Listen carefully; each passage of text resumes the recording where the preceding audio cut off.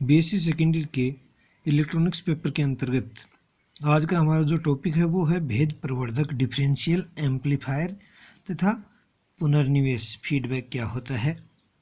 तो व्यापक रूप से भेद प्रवर्धक का कार्य दो संकेतों के अंतर को प्रवर्धित करना है, यानी कि दो सिग्नल वोल्टेज हैं, उनके जो डिफरेंस है उसको एम्पलीफाई करना होता है। यदि निवेशी संकेत क्रमशः V1 तथा V2 हैं तो आदर्श भेद प्रवर्धक आइडियल डिफरेंशियल एम्पलीफायर का जो आउटपुट सिग्नल होगा, निर्गत संकेत होगा, वो होगा V0 बराबर AD into V1 minus V2, जहाँ AD है वो भेद प्रवर्धक की लब्धि है। वास्तविकता में निर्गत संकेत विभेदी संकेत VD अर्थात V1 माइनस V2 के साथ साथ उनके माध्य स्तर अर्थात उभयनिष्ठ विधा संकेत VC बराबर V1 प्लस V2 बाई 2 पर भी निर्भर होता है।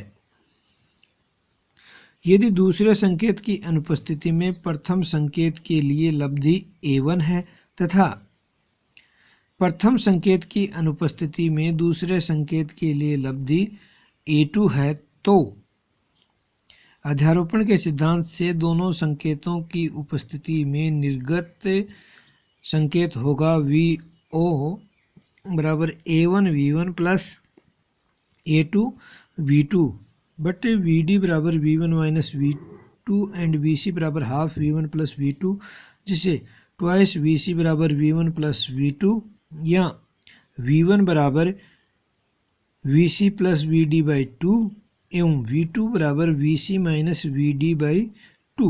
अतः VO बराबर A1 into VC plus VD by 2 plus A2 into VC minus VD by 2 या half A1 minus A2 into VD plus A1 plus A2 into VC या VO बराबर AD VD plus AC VC, अर्थात विभेदी संकेत VD के लिए जो लब्धि है AD बराबर हाफ A1 माइनस A2 तथा उभयनिष्ठ विधा संकेत VC के लिए जो लब्धि है गेन है AC बराबर A1 प्लस A2 होगी।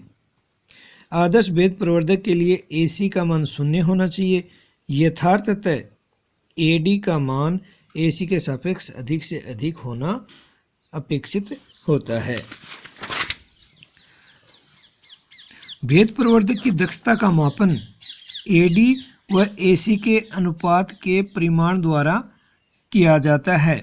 इस अनुपात को उभयनिष्ठ विधा निराकरण अनुपात CMRR common mode rejection ratio कहते हैं। अतः CMRR बराबर रो बराबर विभेदी संकेत लब्धि अपॉन उभयनिष्ठ विधा संकेत लब्धि अर्थात AD अपॉन AC। समीकरण इसको साथ दे रहे हैं।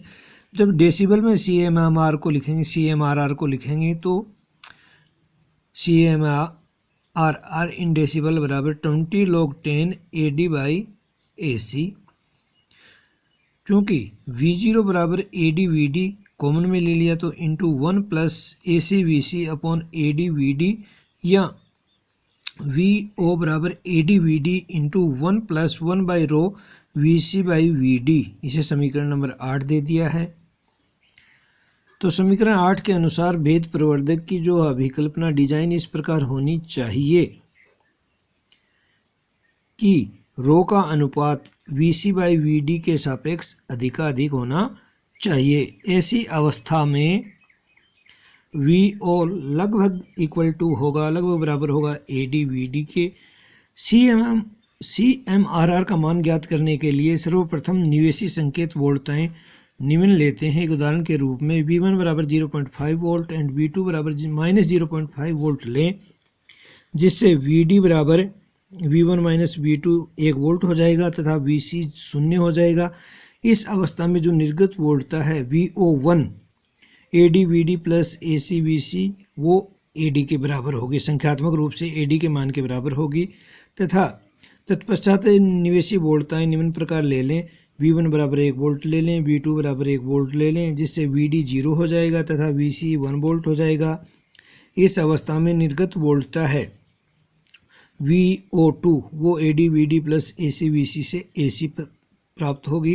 अतः V01 तथा V02 का अनुपात AD/AC होगा, अर्थात ये रो के तुल्य होगा। इस प्रकार कॉमन मोड रिजेक्शन रेशियो का मान है वो ज्ञात किया जा सकता है।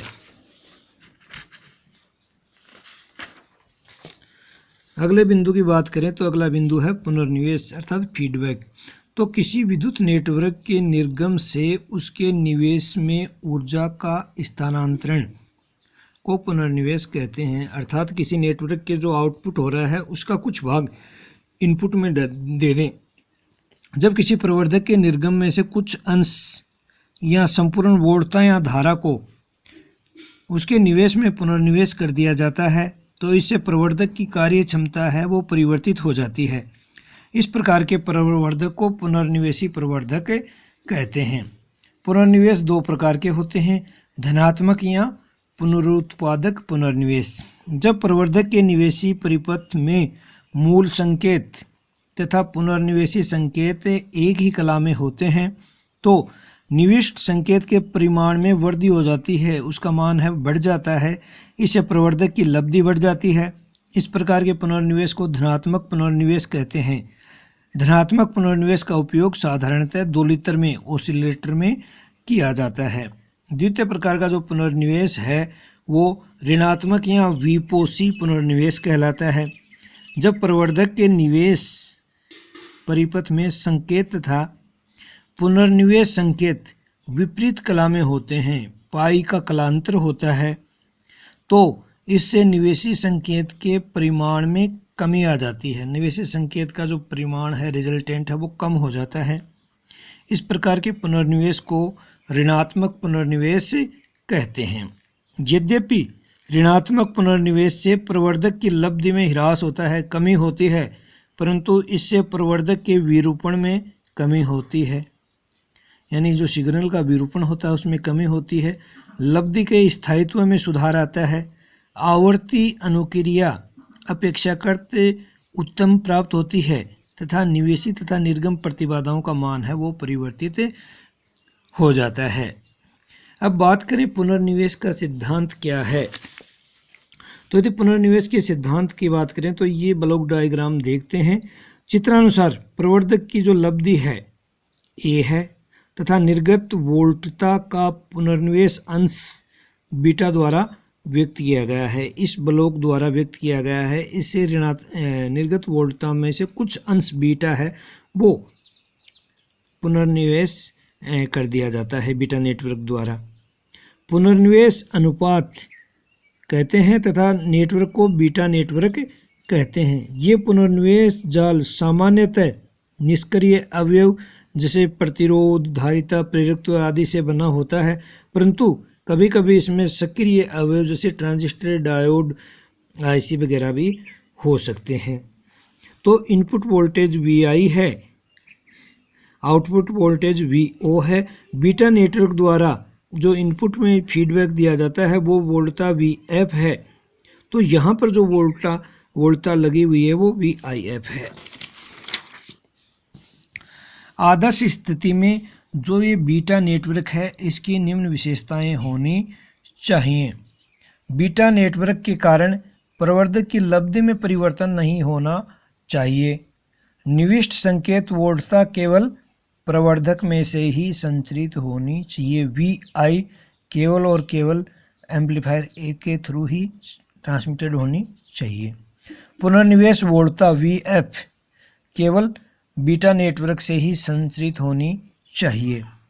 बीटा नेटवर्क के कारण प्रवर्धक के निर्गम तथा निवेशी परिपथ में कोई अतिरिक्त लोड नहीं लगना चाहिए। तो आदर्श स्थिति में बीटा नेटवर्क की कुछ इस प्रकार की विशेषताएं हैं वो होनी चाहिए। यदि प्रवर्धक के निवेश पर परिणामी वोल्टता VIF यदि VI माइनस VF हो तो प्रवर्धक ऋणात्मक पुनर्निवेश प्रवर्धक कहलाता है। यदि VIF का मान VI माइनस VF है तो इसमें अपोजिट फेज डिफरेंस है और जो प्रवर्धक है वो ऋणात्मक पुनर्निवेश प्रवर्धक कहलाएगा। तथा यदि VIF बराबर VI प्लस VF हो तो प्रवर्धक धनात्मक पुनर्निवेश प्रवर्धक पॉजिटिव फीडबैक एम्पलीफायर कहलाता है। अतः व्यापक रूप से VIF बराबर VI प्लस VF, यहाँ पर VF का मान नेगेटिव होगा जब ऋणात्मक पुनर्निवेश होगा तथा VF इक्वल टू पॉजिटिव जब धनात्मक पुनर्निवेश होगा।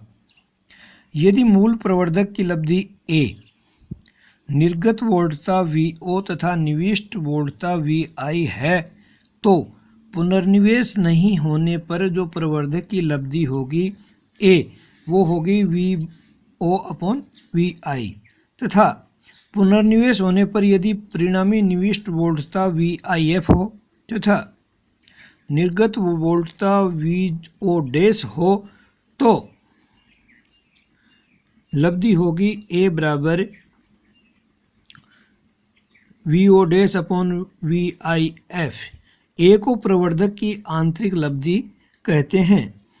अतः VIF बराबर V0 डैश अपॉन A। समीकरण नंबर 2 दे रहे हैं। माना आउटपुट वोल्टेज का कुछ अंश बीटा फीडबैक नेटवर्क द्वारा इनपुट में दिया जाता है, इसलिए फीडबैक वोल्टता VF बराबर बीटा V0 डैश या VIF बराबर VI plus feedback beta V0 dash. समीकरण 3। अतः यदि समीकरण 2 और 3 को हम इकट्ठा लिखें तो V0 डैश अपॉन A बराबर VIF बराबर VI plus beta V0 dash. इसको सोल्व करते हैं तो V0 डैश बराबर AVI upon 1 minus A beta. अतः परिणामी लब्धि AF बराबर V0 dash upon VI equal to A upon 1 minus A beta, यानी फीडबैक लब्धि है वो A upon 1 minus A beta प्राप्त होती है। तो जो समीकरण AF बराबर A upon 1 minus A beta व्यापक पुनर्निवेश समीकरण कहलाता है। ये जो समीकरण है वो व्यापक पुनर्निवेश समीकरण कहलाता है तथा ये धारा लब्धि के लिए भी यथार्थ होता है। यहाँ गुणक A बीटा को परिपथ की पास लब्धि कहते हैं। लब्धि AF को बंद पास लब्धि क्लोज लूप गेन एवं A को खुला पास लब्धि ओपन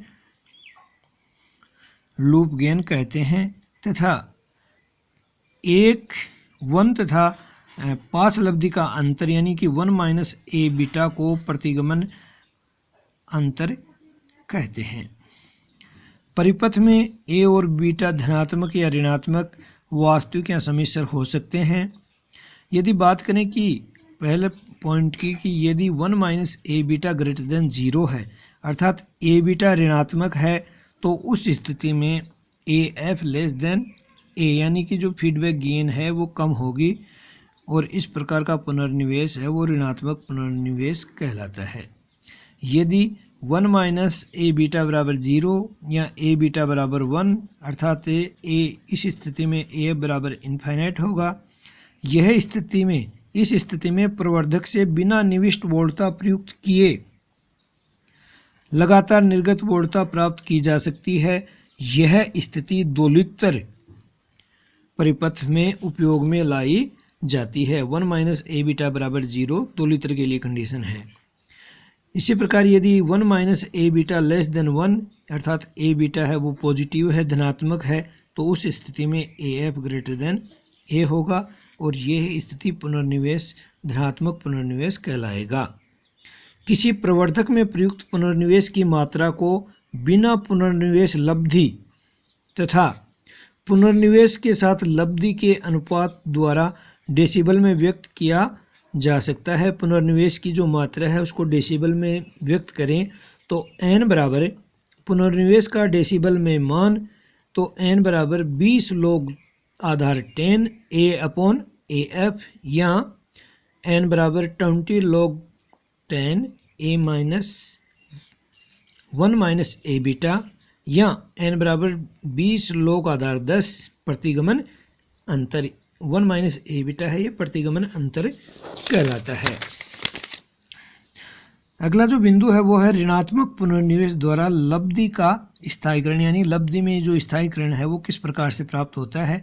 चूँकि हम जानते हैं कि बिना पुनर्निवेश के प्रवर्धक का जो स्थायित्व गुणांक होता है S बराबर वो हो गया dA/A, तथा पुनर्निवेश सहित प्रवर्धक का जो स्थायित्व गुणांक होगा SF वो होगा dAF/AF। अतः पुनर्निवेश सहित प्रवर्धक की लब्धि हम जानते हैं कि AF बराबर A/1 माइनस ए बीटा होता है। तो समीकरण 3 का A के सापेक्ष अवकलन करने पर dAF/dA तो 1 माइनस ए बीटा प्लस ए बीटा अपॉन 1 माइनस ए बीटा का होल स्क्वायर, सोल्व किया तो 1/1 माइनस ए बीटा का स्क्वायर या 1/1 माइनस ए बीटा इंटू AF/A या dAF/AF बराबर 1/1 माइनस ए बीटा dA/A। एस था SF के मान रखने पर तो SF बराबर S/1 माइनस ए बीटा। समीकरण नंबर 4।